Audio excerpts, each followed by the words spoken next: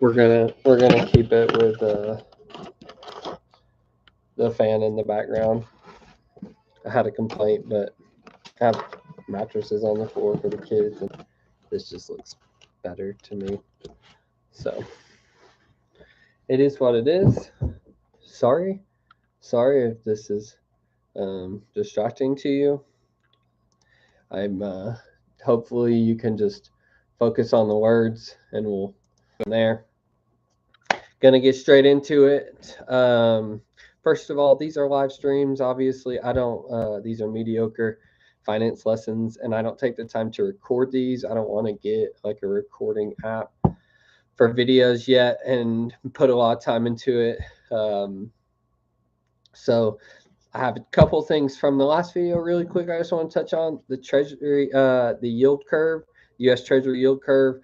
I said that when the long end is lower on yields, then that means we're expecting a recession because we're paying or because those yields are lower. But those yields are lower because we're actually not sure about what the rates are going to be in the short term. So people are going and buying a lot of long-term treasuries because they know that those rates are really good for like being so far out. You want to get it locked in at a 5%, 3-year, 10-year, whatever, 30-year U.S. Treasury. In the short term, they're going to be higher because people aren't as willing to buy those investments. So the 1 year, the 2 year, the 3 month, the 6 month Treasury bills and notes, those are going to have higher yields because people are not as willing to pay as much money for it. And I'll get into the yields and prices in a little bit, all that fun stuff of fixed income. But yeah, for now, just wanted to cover that part. And then I was a little abrasive on CDs last week. They're great investments. I am going to get into why they're so good. I do not appreciate banks and how they like float the FDIC, and then we sit here and give up all our money on checking accounts. But I'll get into that later. But I just wanted to say, like, banking is obviously very safe, and CDs are a great investment. And that's the first thing I'm going to talk about today in fixed income, because I think we can simply build off of that and then learn about corporate bonds and call it a day. 15-minute mediocre lesson in finance. Let's jump into it. So the first thing I want to talk about, we've already talked about time value of money and the risk-free rate. So we know the baseline, and what we're trying to do is compound our interest and grow money as best we can. And the third thing we want to think about is our risk to reward. So when it comes to CDs, essentially they're one of our risk-free assets, riskless assets, I should say,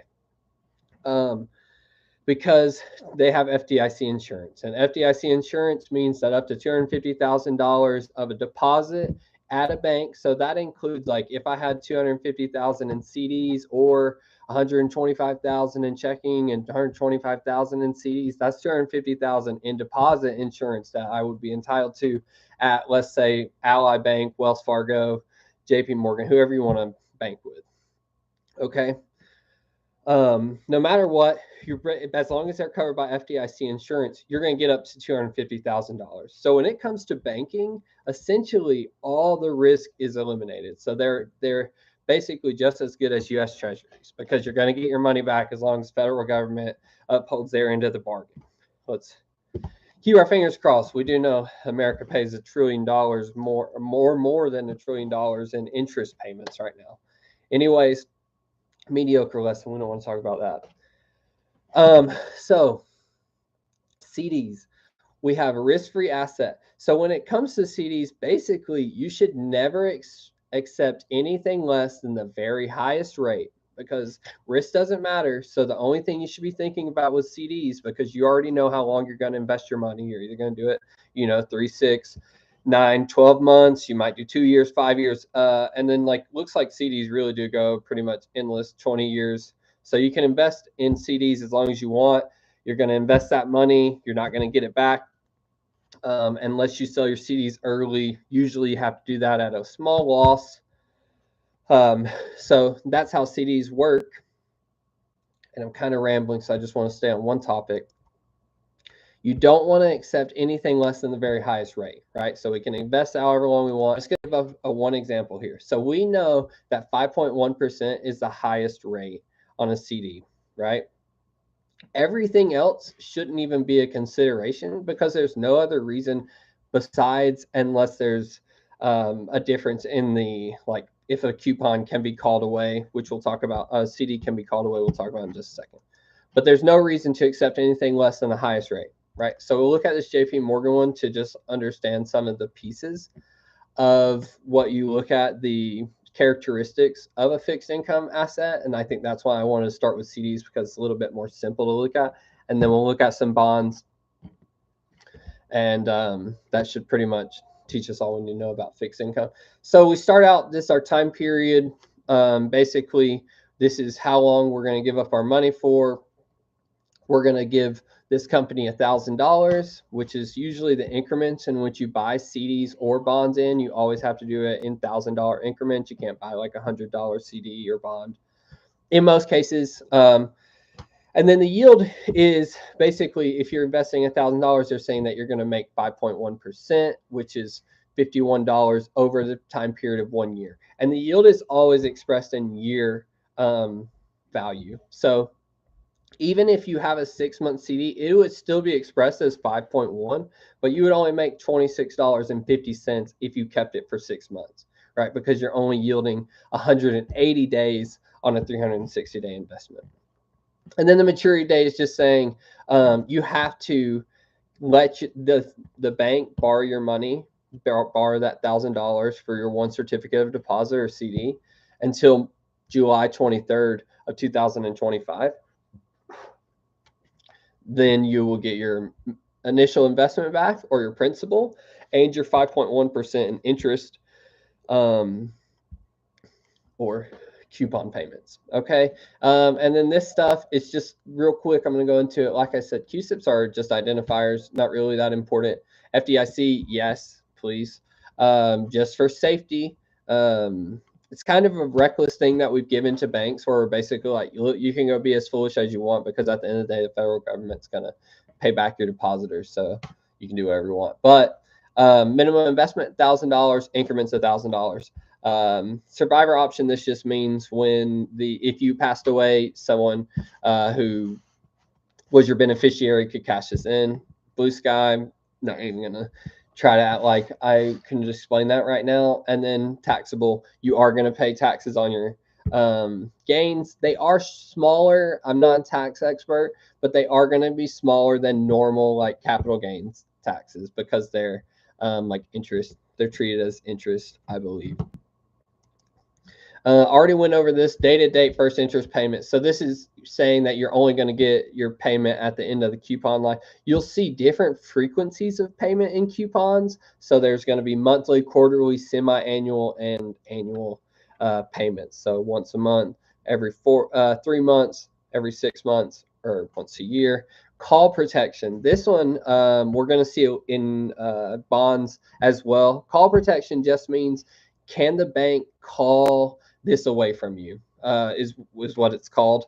So JP Morgan is usually a bank that does have callable CDs.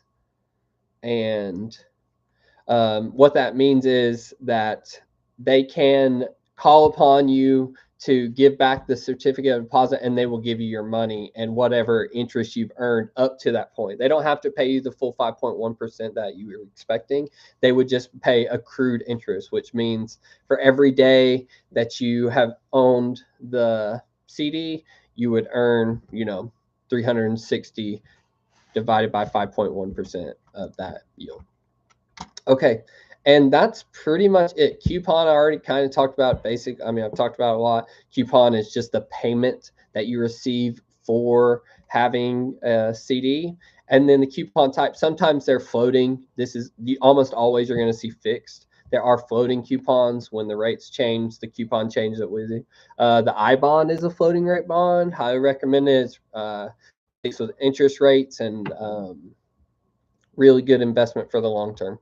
Anyways, I am going to get into bonds really quickly, but I wanted to show a quick thing. So we're going to get bonds, and the thing I wanted to show, this is from the S&P website, and this might not have the difference. But basically anything that is triple B or higher is an investment grade bond. Okay. And anything triple or double B or lower, and this is just the S&P rating. Moody's is similar. It's just going to be a little different. They use like lowercase letters and numbers. S&P uses like, but basically these are the risk levels of companies when you're investing in corporate bonds. So what you're going to see is like these 4 ratings are usually really good. Like Apple's going to be AAA. All the U.S. government bonds and things are going to be AAA. You don't see really high default rates on these, and that's why I thought it was kind of neat to show. Like you see a lot on like the CCC level. That's where all your defaulting and like companies are going bankrupt. So just wanted to show that really quick. This is basically how you can gauge like, okay, this is a very safe investment. Anything triple B or higher, very safe.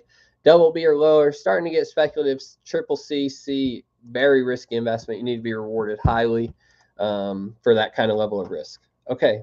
And so the next thing I'm just going to get into really quickly, just a few more factors that you see in bonds, nothing too crazy. For bonds, what you can do, we've already talked about the risk-free rate. So we already know that anything we accept from a corporation has to be higher than any rate that we see in the U.S. Treasury market. So let's go look at the 1-year rate. It's 4.98% on the U.S. Treasury. So we're going to go to the corporate AAA, AA rated market. We're not going to accept anything less than 5%, and then we're going to build from there. So we come in here. We can look at everything that Fidelity has to offer. We already know that we're not going to accept anything less than 5%. We'll just keep the other side high. There's 8,000 choices, and then we're going to look at within one year. So we'll just keep this as June, and now we have 171 matches a year from now. And so now we get to go and look at these rates. So just a couple more terms to learn in the bond world. Nothing too crazy. The